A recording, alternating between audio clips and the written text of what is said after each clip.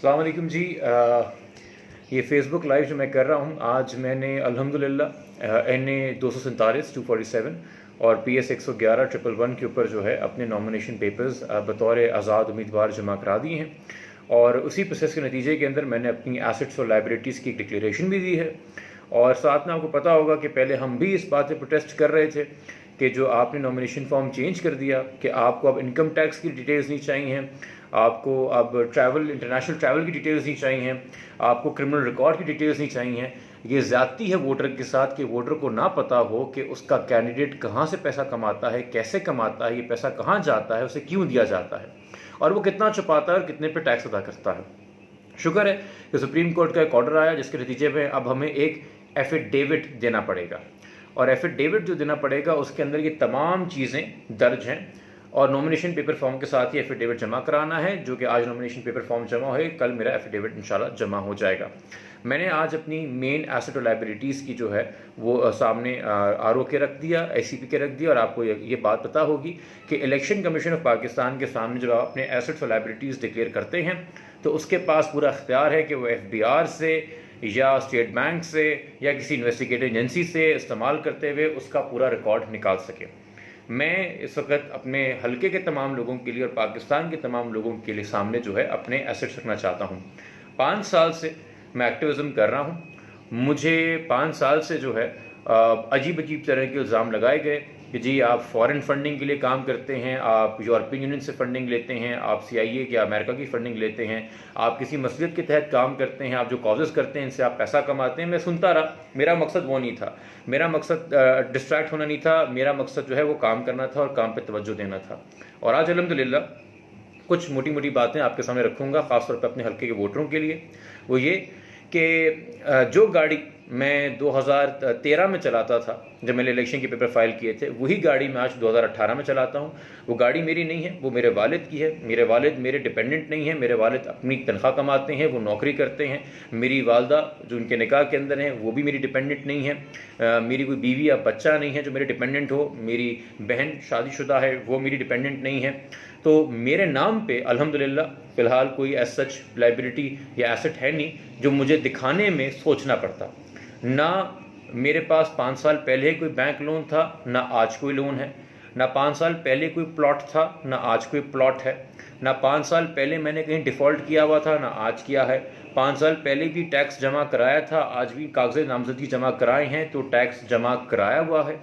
5 साल पहले भी मेरे पास सिर्फ एक असासा था और वो था उस वक्त मेरे 1 महीने की तनख्वाह। और 5 साल बाद भी आज मेरे पास एक असासा है जो कि 1 महीने की तनख्वाह, जिसका ब्रेक डाउन जो पैसे खर्च हो गए महीने के शुरू में, जो बाद में बचे हैं, जो आज मैंने डिक्लेयर किए अपने एसेट्स। मेरे बैंक अकाउंट में इस वक्त कुल मिला के मेरे 2 बैंक अकाउंट हैं, स्टैंडर्ड चार्टर्ड और समिट बैंक में, जिसमें कुल अमाउंट जो पड़ी है वो तकरीबन 49,400 है। और जो अमाउंट मेरे हाथ में है वो तकरीबन 88,000 है, जिसमें से 50,000 रुपये जो हैं वो ज़मानत के, 20,000 PS पे और 30,000 जो हैं वो गए हैं आपके NA की सीट के ऊपर। ये मेरी कुल पूंजी है जिससे मैं काम करता हूँ। बहुत से लोग इसको मजाक समझते हैं, बहुत से लोग समझते हैं कि भैया आपका तो बड़ा इंटरनेशनल ट्रैवल होता है, आप तो इतना घूमते फिरते हैं, ये खर्चा कहाँ से होता है। तो मैं वही बता रहा हूँ कि एफिडेविट के अंदर अब हमें बताना है कि पिछले 3 साल में जितनी बार हम पाकिस्तान से बाहर गए, हम क्यों गए, हम किन तारीखों में गए और उसका खर्चा किसने उठाया और हमारी जेब पे कितना खर्चा आया। और वो पूरी तफसीलात मैं एफिडेविट के साथ ECP में जमा करा रहा हूँ, जो कि एक पब्लिक डॉक्यूमेंट है, ताकि सबको पता चले कि अगर मैं कभी इंटरनेशनल ट्रैवल पे गया था तो कैसे गया था, क्या मुझे कोई बुलाता था, क्या कोई स्टूडेंट ऑर्गेनाइजेशन मुझे बुला रही थी, कोई पाकिस्तान की फैकल्टी बुला रही थी, कोई पाकिस्तान की चैरिटी पाकिस्तानियों ने जहाँ पे बनाई हुई थी जो पाकिस्तान के लिए काम करती है, क्या वो मुझे बुला रही थी, या मैं किसी एजेंसी एजेंडे के तहत वहाँ पर जाता था। ये सारी तफसीलात आपके सामने होंगी। ये सिर्फ बताने की ज़रूरत ये नहीं है कि देखिए मेरे पास कितने कम एहसास हैं, ये वो है।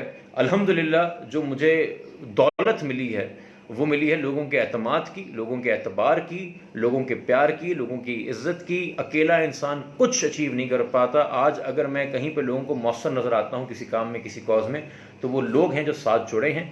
मगर इस हवाले से मैं जो लोगों को बताना चाह रहा हूँ और अपने वोटर्स को, इंक्लूडिंग अपने नाकदीन को और तमाम पाकिस्तानी जहाँ जहाँ वोटर अपने हल्के में है, कि याद रखिए कि जब आप इलेक्शन का फॉर्म जमा कराते हैं सबसे पहले स्टेज के अंदर रिटर्निंग ऑफिसर आपकी स्क्रूटनी करता है वो आपका फॉर्म पढ़ता है और उसकी सरफेस पे जो उसे खलल नज़र आए, जो सवाल उसके जहन में आए, वो आपसे पूछ लेता है। उसके बाद एक अप्रूव लिस्ट आ जाती है उन लोगों की जो अप्रूव्ड नॉमिनीज़ हैं। उसके बाद दूसरा अमल शुरू होता है जहां बॉल आपके यानी कि अवाम के कोर्ट में आती है। आप अवाम बिल्कुल उसी रिकॉर्ड के ऊपर या कोई इन्फॉर्मेशन और आपके पास हो जो आपको लगता है आपके कैंडिडेट ने छुपाई हुई है, वो बेशक मैं ही क्यों ना हूँ, अगर आप मेरे हल्के के वोटर हैं, अगर आप मेरे हल्के में रजिस्टर्ड वोटर हैं और मेरे हल्के में तरह तरह के वोटर हैं, मेरे नाकदीन भी हैं, मेरे सपोर्टर्स भी हैं, अदालत जाइए, आरओ के पास जाइए, ऑब्जेक्शन फाइल कीजिए। ईसीपी की वेबसाइट के ऊपर बाकायदा वो दिया हुआ है। अब चूंकि डिले हो गया है थोड़ा प्रोसेस, क्योंकि हमने एफिडेविट जो है वो बाद में इंट्रोड्यूस कराया, तो जो स्क्रूटनी का प्रोसेस है आरओ का वो 19 जून तक चला गया है और 19 जून के बाद 22 जून यानी कि 3-4 दिन का प्रोसेस होगा कि लोग अपने ऑब्जेक्शन फाइल कर सकते हैं, जिसमें ना सिर्फ हल्के के वोटर मगर अगर आपके मुकाबिल कोई और कैंडिडेट है तो वो भी अपने ऑब्जेक्शन फाइल कर सकता है। इससे ज़्यादा एम्पावरिंग कोई आपके पास चीज़ नहीं है इलेक्शन में वोट के स्टेज से पहले, कि आप ये सवाल कर सकें अपने कैंडिडेट से कि भाई ये तुमने क्यों किया और वो जवाब दे हो। चूँकि हमें पता है कि 5 साल तक हमारा MP या MA ने हमें जवाब दे नहीं होता, मगर इस स्टेज के ऊपर से हर सवाल का जवाब देना है, उसे हर ऑब्जेक्शन का जवाब देना है, उसके जवाब दिए बगैर रह नहीं सकता। तो खुदारा अपने इस राइट को इस्तेमाल कीजिए। मैं अपने हल्के में भी वोटर्स को इनवाइट करता हूं कि तमाम कैंडिडेट को जिसके बारे में भी आपको शुबा हो, शक हो, वो मैं ही क्यों ना हूं, सवाल कीजिए क्रेडेंशियल्स के बारे में, एसेट्स के बारे में, लाइबिलिटीज़ के बारे में, टैक्स रिटर्न्स के बारे में, बैंक डिफॉल्ट्स के बारे में, एग्रीकल्चर टैक्स के बारे में, लैंड होल्डिंग के बारे में, मूवेबल इमूवेबल एसेट के बारे में, फॉरेन रेमिटेंस के बारे में, इस तमाम चीज़ों पे सवाल कीजिए, ताकि इस प्रोसेस के ज़रिए अगर कोई डिस्क्वालीफाई हो जाए कि वो मैं ही क्यों ना हूँ, तो कम से कम हमने पहले ही इलेक्शन प्रोसेस को थोड़ा बहुत फेयर फ्री बनाया, जो कि कौम के लिए एक सर्विस है जिसपे हम सबको इकट्ठा होना चाहिए, जो हमारा मेन पर्पस है। मैंने आज अपने complete assets 88,000 in hand, 49,000 in bank, ये आपके सामने रख दी हैं। इसके अलावा कोई चीज़ मेरे नाम पे नहीं है, ना एज सच मेरे ख़ानदान का अगर किसी को स्क्रूटनी करना है गो कि वो मेरे डिपेंडेंट्स नहीं है, तो वो भी आप मोर देन वेलकम हैं। लोगों की सपोर्ट के ज़रिए काम चलता रहा है, लोगों को साथ देते हैं तो काम चलता रहा है। लोग सवाल करते हैं यार ये इतने बड़े केसेस के अंदर आप कैसे आ जाते हैं, वकील कहाँ से आते हैं। हमें क्या लगता है कि हर वकील शाह हुसैन के बाप की तरह होता है, वो शाह हुसैन जिसने 23 बार छुरा खोपा खतीजा को, और वो बाप वकील जो जजों पे प्रेशर डाल के जो है वो अपने बेटे को छुड़ा लेता है। हम क्यों सोचते हैं, भूल जाते हैं कि माशरा बड़ा गिविंग है। जिन्ना साहब भी वकील थे, लामा साहब भी वकील थे, बहुत से अच्छे वकील भी हैं। इसी खतीजा केस के अंदर सुप्रीम कोर्ट में जब सुओ मोटो कॉल हुआ है तो मुझे 5 से 6 सुप्रीम कोर्ट के बड़े बड़े वकीलों ने कहा कि खतीजा तक पैगाम पहुंचाइए कि हम उसके लिए फ्री अपीयर होना चाहते हैं। जो अच्छे लोग हैं माशरे में उनके साथ मिलकर ही अच्छा काम होता है। तो इसीलिए इस हवाले से जो सवाल पूछना चाहें, जो बात करना चाहें, ज़रूर करें, हर कैंडिडेट से करें कि भाई तुम्हारा पैसा कहाँ से आता है और पैसा कहाँ को जाता है, ताकि पता भी चले कि इन कैंडिडेट्स को पैसे की भूख कितनी लगती है। मुझे जो आज तक चीज़ ड्राइव करती रही है वो अल्हम्दुलिल्लाह कभी मॉनेटरी बेनिफिट नहीं था, वो ये था कि मुझे अगर कोई सपोर्ट करता है या मेरे लिए अगर किसी ने वोट किया था, चाहे उनकी तादाद कितनी कम क्यों ना हो, मैं ज़िंदगी में कभी कोई ऐसा काम ना करूं पब्लिक लाइफ में अपनी एक्टिविज़म के ज़रिए या अपनी पॉलिटिक्स के ज़रिए कि उनको शर्मिंदगी हो या वो रिग्रेट करें। तो मेरी उम्मीद है कि मैंने आज तक उन तमाम लोगों को जो मुझे सपोर्ट करते थे कभी मौका नहीं दिया हो कि वो रिग्रेट करें कि उन्होंने मुझे सपोर्ट क्यों किया था।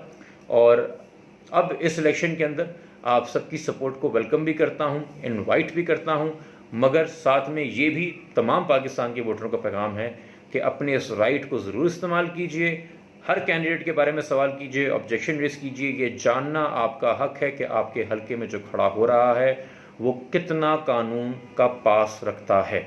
जो लोग कानून पे खुद अमल नहीं कर सकते वो दूसरों का अमल नहीं कराते। पार्लियामेंट में आने वाला हर ख्वाहिशमंद ये कहता है कि मुझसे पहले जो आए थे मैं उनका एहतसाब करूँगा। मैं आपसे ये कहता हूँ अगर मैं पार्लियामेंट में आया तो सबसे पहले अपना हिसाब दूंगा। पाकिस्तान जिंदाबाद।